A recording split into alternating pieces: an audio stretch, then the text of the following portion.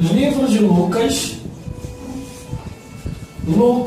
capítulo 1, do versículo 1 ao 4, que nos diz assim a palavra do Senhor: Tendo, pois, muitos empreendido por em ordem a narração dos fatos que entre nós se cumpriram, segundo os transmitidos mesmo que os presenciaram desde o princípio e foram ministros da palavra, pareceu-me também a mim conveniente descrevê-lo a ti, ó excelentíssimo Teófilo, por sua ordem, havendo-me já informado minuciosamente de tudo desde o princípio, para que conheças a certeza das coisas de que já estás informado. Aí Lucas, capítulo, glórias a Deus, 24, e o último versículo que diz assim: E estavam sempre no templo, louvando e bendizendo a Deus. Amém. Amém. Amém.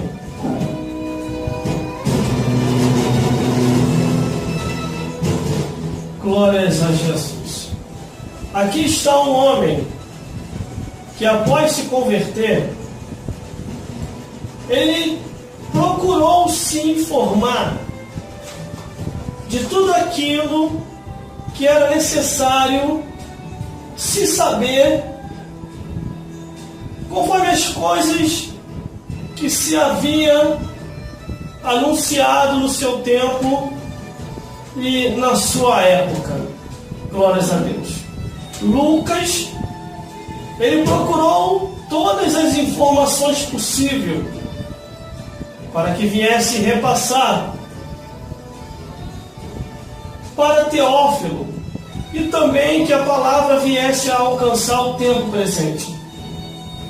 A Bíblia diz no primeiro versículo, ele dizendo assim: Pois tendo muito empreendido, por em ordem a narração dos fatos que entre nós se cumpriram.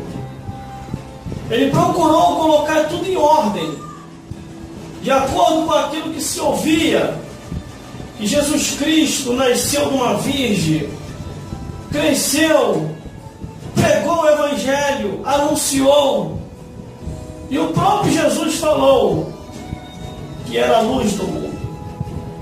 Lucas, porém, ele procurou todos os fatos possíveis do que havia acontecido no seu tempo e na sua época.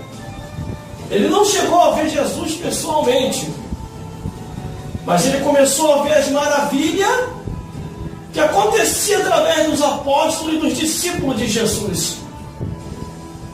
Um poder que ele jamais imaginava estar vendo na sua frente, a não ser dos contos históricos, aonde ele se ouvia falar que Moisés atravessou o Mar Vermelho,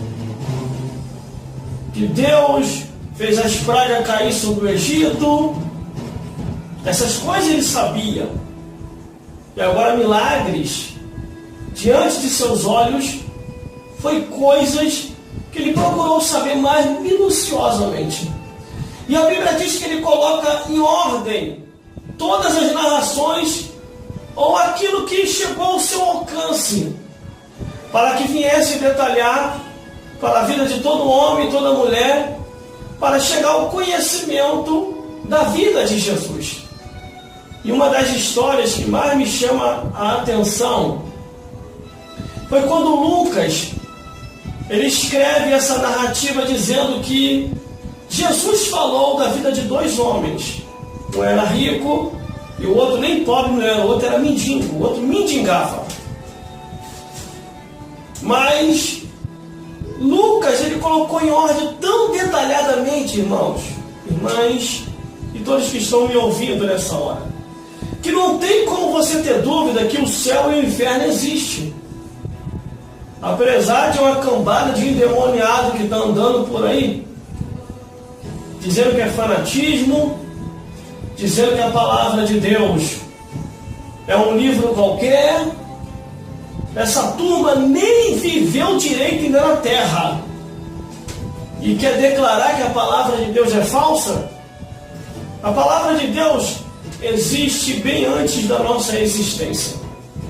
Aí tem uma turma que anda por aí, que nem viveu direito ainda na terra. Tem 30 anos, 40 anos, 50 anos, 60, eu sei lá qual é a idade desse elemento, dessa pessoa. Nem viveu direito ainda na terra e quer contrariar a palavra de Deus. Vai morrer daqui a pouco e, se não se salvar a tempo, vai queimar no fogo do inferno. Vai queimar no fogo do inferno. Do Gênesis ao Apocalipse fala sobre a existência do inferno. Irmão, como é que eu faço para escapar do inferno? Aceita Jesus. Aceita a Jesus. Glória a Deus. Mas aqui está Lucas preocupado. Lucas, ele está preocupado em colocar em ordem os fatos que estavam acontecendo e que tinham acontecido concernente à história da vida de Jesus. Lucas se deparou com discípulos que ainda que estavam vivos e outros que já estavam começando no Evangelho. E ali ele procurou saber de um, de outro. Creio eu, irmão, que ele foi de casa em casa. Você ouviu falar sobre Jesus aqui? E a pessoa, eu ouvi, rapaz, mas tem muito tempo. Olha, foi um grande homem. Mas os sacerdotes, os escribas, os fariseus, por ciúme, por inveja, entregaram eles para a crucificação.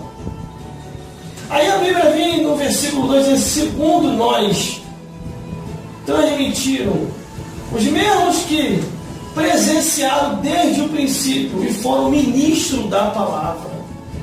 Lucas se deparou com alguns deles pregando o Evangelho. E creio eu, irmão, que além dos 12 discípulos, outros que ainda estavam vivos, porque a Bíblia diz que Jesus levantou 12 e depois Jesus levantou mais 70 discípulos. E ele foi enviando esses discípulos. E assim falou com os discípulos: vai de 2 em 2, pregai o Evangelho, anunciai em meu nome, pregarão o Evangelho, curarão os enfermos, expulsarão demônios. A Bíblia é tão clara que quando Jesus ainda estava vivo antes de morrer, alguns dos discípulos vieram a Jesus e falaram: Senhor, vimos que algumas pessoas em teu nome não estão conosco, mas estão em teu nome expulsando demônios e estão pregando o Evangelho. Nós vamos os impedir. E Jesus falou assim: não os impeçais, porque quem não é contra nós é por nós. E Lucas começou a decorrer, começou a caminhar de aldeia em aldeia, de cidade em cidade, bairro em bairro, quer dizer, indo de bairro em bairro, perguntando a um, perguntando a outro, e escrevendo. Glórias a Deus. Aí vem o versículo 3. Pareceu-me também a mim conveniente descrevê-los a ti, ó excelentíssimo Teófilo, por em ordem, havendo já informado minuciosamente tudo desde o princípio. Ele foi minuciosamente. Sabe o que quer dizer isso, irmão? Minuciosamente é procurar saber todos os detalhes possíveis para não errar, para não falhar. Infelizmente, nós estamos num tempos que a maioria das pessoas, em vez de procurar saber a informação correta, fica ouvindo A, B ou C, que despreza a palavra de Deus e tira essas pessoas como correto. Mas ele ou ela mesmo não procura saber da verdade. Irmão, eu gosto de ouvir pregador e pregadora. Mas desde o momento que eles começam a sair fora da palavra de Deus e falar que nem tudo é o que está escrito, eu já deixo de ouvir. Porque a nossa esperança está aqui, ó. A nossa esperança é isso aqui, ó. A palavra de Deus. E a pessoa começa a falar que nem tudo é o que está escrito. Igual tem uma turma aí que quer viver em pecado e ama o pecado. Aí fica falando que a palavra de Deus é discriminatória, a palavra de Deus é preconceituosa, a palavra de Deus tem razão. É mentira, irmão. Essa turma aí quer viver no pecado, ama o pecado e fica botando desculpa porque a palavra de Deus condena o pecado deles. A palavra de Deus ama o pecador, mas condena o pecado. Aí no versículo 4 diz assim: para que conheças a certeza das coisas de que já estás informado.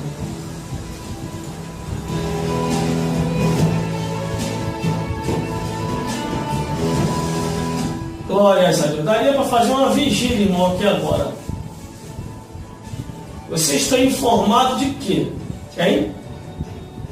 Aonde é que está a tua mente e teu coração? Hein? Vou falar de novo o versículo, ó. Lucas capítulo 1, versículo 4. Para que conheças a certeza das coisas de que já estás informado. Meu Deus do céu. Glórias a Deus. O que você tem feito com o tempo que você tem? Hein? O que você tem feito? Tem lido a Bíblia? Ou tem estado diante da televisão perdendo tempo? Qual é a informação que tem chegado até você? Você está informado de quê?